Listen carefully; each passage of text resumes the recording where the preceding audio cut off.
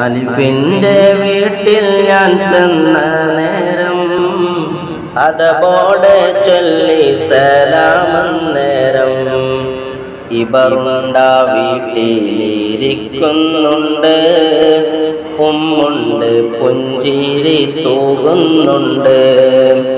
മഹ്ദൻ ഓരോ ഭാഗത്താടുന്നുണ്ട്, ദൽവൻ കിണറിനരികത്തുണ്ട്. ലബിലാൻ പാടിയതൊരു ബൈത്ത് കണ്ട് ഉള്ളിൽ ഹാജ് മുൻകസുമുണ്ട്. സബബിൽ നിറയെ ലിബാസുമുണ്ട്, ബാബൻ തുറന്നപ്പോൾ കണ്ടു കൂബ്.